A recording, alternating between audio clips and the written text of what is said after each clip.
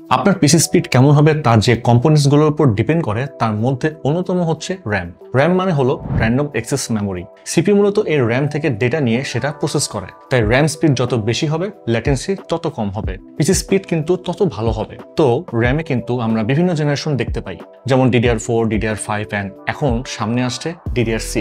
DDR মানে হলো double data rate.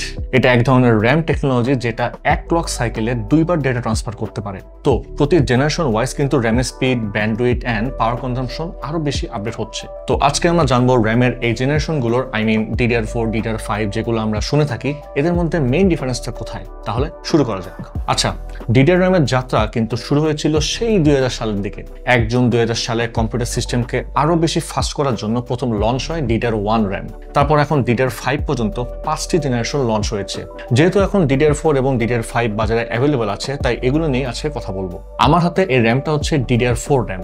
এই র্যামগুলোর বাস স্পিড হয়ে থাকে 1600 মেগাহার্টজ থেকে শুরু করে 3200 মেগাহার্টজ পর্যন্ত স্ট্যান্ডার্ড, আর ওসি ভার্সনে 4800 মেগাহার্টজ পর্যন্ত যায়। ডেটা ট্রান্সফার রেট 12.8 Gbps থেকে 25.6 Gbps পর্যন্ত হয়ে থাকে। ভোল্টেজ প্রয়োজন হয় সাধারণত 1.2 ভোল্টের মতো, আর ল্যাটেন্সি থাকে CL15 থেকে CL22 এর মধ্যে। DDR4 মূলত স্পিড আর পাওয়ার এফিসিয়েন্সিতে আগের র্যামগুলোর তুলনায় অনেক এগিয়ে।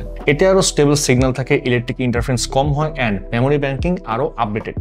আমরা আমাদের কিবোর্ডসে ম্যাক্সিমাম ল্যাপটপ অ্যান্ড মিনি পিসিতে DDR4 3200 মেগাহার্টজ র্যাম ইউজ করেছি ফাস্ট স্পিড এনশিওর করার জন্য। আচ্ছা, এরপর আসছে DDR5 র্যাম, সবচেয়ে লেটেস্ট একটা র্যাম, খুব রিসেন্ট রিলিজ পেয়েছে।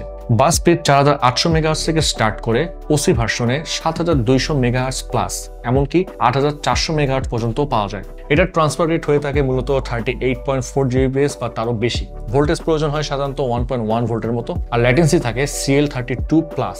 বাট স্পিডের কারণে কিন্তু সেটা ব্যালেন্স হয়ে যায়। DDR5 এর সবচেয়ে বড় দিক হলো এক মডিউলের দুটি চ্যানেল, মানে এক স্টিকে দুটো বা সাব মেমোরি চ্যানেল থাকে। এটা সিপিইউর সাথে আরো ফাস্ট কমিউনিকেশন করে। তাছাড়া পাওয়ার ম্যানেজমেন্ট আইসি, PMIC এখন মাদারবোর্ডে না থেকে DDR5 র্যামের উপরেই থাকে, ফলে পাওয়ার কন্ট্রোল আরো অ্যাকুরেট হয়।